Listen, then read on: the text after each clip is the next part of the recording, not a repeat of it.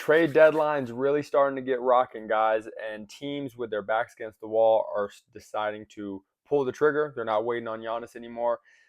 A lot of reports were saying that trades were getting held up because teams were waiting to see what was going to happen with Giannis, but now it feels like teams' backs are against the wall. They know they got to make moves now. There's only 2 days left before the deadline ends, and they're really starting to pull the trigger. So last night, reports came out that James Harden and the Clippers were mutually looking for a place to move James Harden. And his preferred destination, but I think also the Clippers' preferred destination was the Cleveland Cavaliers.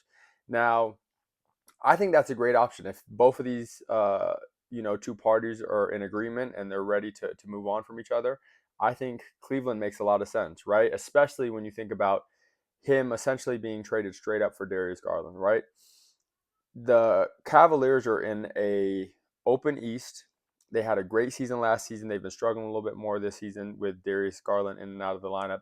And I think they probably feel like if they have their franchise point guard in the lineup, they're probably in a much better position than they are right now. Not to say they're in a bad position, but they're probably thinking that, yeah, we would realistically be a 1 or 2 seed in the East.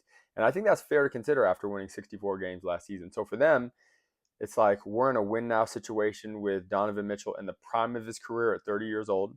We want to maximize this opportunity with guys like Evan Mobley, with guys like Jarrett Allen, and we want to see what we can really do while the Boston Celtics are down, while the Indiana Pacers are down, and really make a push this playoffs because we feel like if we're healthy, we can beat anybody.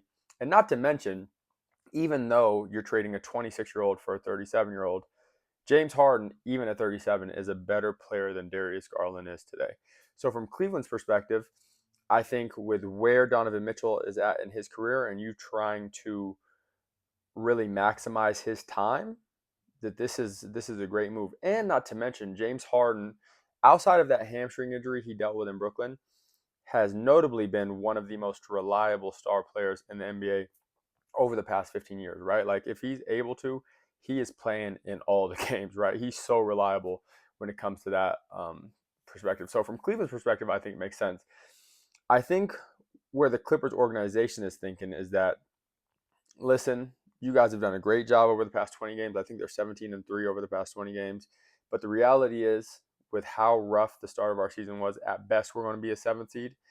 Meaning we're going to run into in the first round either OKC, the Spurs, or the Nuggets, most likely, depending on where the Nuggets and the Spurs finish. Meaning we're probably a first round exit regardless of how we finish this season. So, with that being said, rather than get into the offseason, not extend James Harden and have him walk for nothing, we trade him for Darius Garland, who has 2 more years on the books. He's 26 years old, and he can be our franchise point guard while we figure out what our next step is going to be. And I think that makes a lot of sense, right? I think that makes a lot of sense. And I think James Harden is a guy who, as we know, he's gotten burned one time by a front office in Philly. He's playing at an extremely high level. He deserves to be extended. And he's like, I want to be extended. If you're not willing to extend me, send me someplace that will extend me. So even though I wasn't expecting this, this is kind of just a random thing that popped up. I had no idea the Clippers were going to shop James Harden with how good that they've been playing. Um, with the way the Clippers have operated over the past like 4 or 5 seasons with all the injuries, whether it's Paul George, whether it's Kawhi, whether it's, whoever, they've always, kind of just had the perspective of we're gonna run it with the guys that we got, and we think if we're healthy, we can compete with anybody. And it's interesting that they're kind of changing their philosophy from that front and going in a different direction. Now, digging deeper into this, I think if you're going to shop James Harden, everybody else needs to be shopped as well. And I think there's some legitimate pieces that you could get back at the deadline for some of your better players, like a Kawhi Leonard, who has been playing excellent basketball over the past 2-3 months, like a Ivica Zubac. I'm sure I ruined his first name, excuse me, but like a Zubac, who isn't having the greatest season this season, especially when compared to his season best last season, but still is, I would imagine, a coveted center in this league because he can be a defensive anchor, because he's a great finisher, right? He does just a lot of good things. I would shop both of those guys, right? And I would just go into rebuild mode. If you're going to trade James Harden, right, what's the point of keeping Kawhi Leonard there? Even if you get Garland back, he's probably going to play maybe like 10 more games this season and just see what you can get back at the deadline. To me, it makes so much sense to really shop Kawhi, especially because there are some teams who are in win now mode, especially in the Eastern Conference, who aren't going to be able to get Giannis, right? There's only one team who's going to eventually end up with Giannis. And where I think the no team right now, from what I've seen, has a package that warrants Giannis. I think the next best thing is Kawhi, right? Because you get Kawhi. If you're one of the win now teams, I want to be clear here. If you're one of the win now teams, you can get Kawhi for pennies on the dollar in comparison to Giannis, right? So Giannis is going to demand an all-time haul, right? And I think no team has a package that's going to get it done. People were saying the Warriors, 4 picks is not getting it done. I personally think there's going to have to be a third team in there unless it's the Spurs or OKC who eventually ends up trading for him, because no other team has the assets to make a trade for Giannis make sense personally. We saw what Jaren Jackson just got.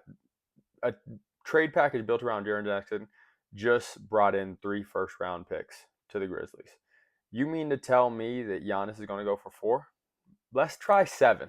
let's try 7, right? Let's start there, right? 7 or 8 plus some players, and then we can start to entertain these things. But the idea that 4 is going to get it done is just laughable to me, unless you're sending back an all-star player along with it, and or a very high level young talent like a Dylan Harper or something along those lines. You know what I'm saying?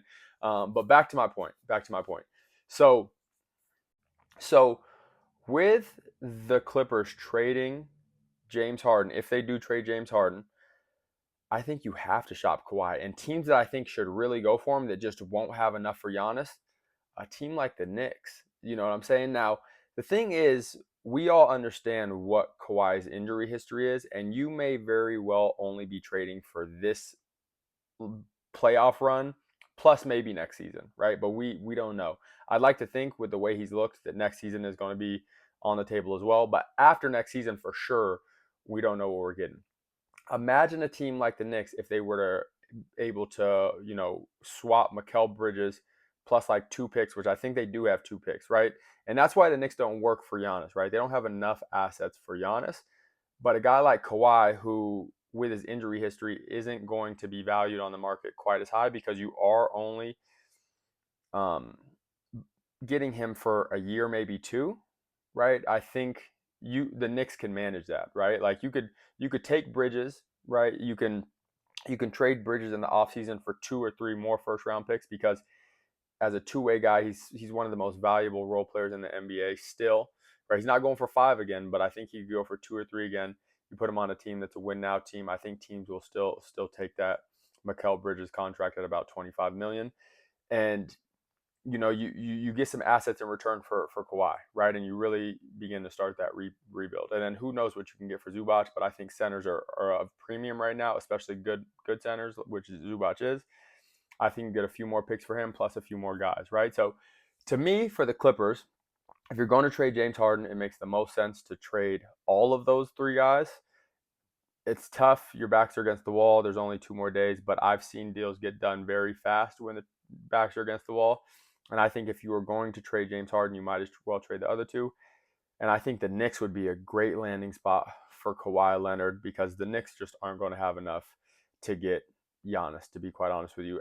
Maybe they have enough in terms of stars, like if you were to trade um, Karl Anthony Towns or Anunoby plus Mikal. But like, why would Milwaukee do that, right? Like, what's the incentive for them to trade for 2 guys who aren't going to be put them in any better winning situations than they have with Giannis? It just doesn't make sense from that regard. They want young talent, they want draft picks, they want assets, they want to get picks back because they've traded out a lot of their picks, and they just want to set themselves up for the future.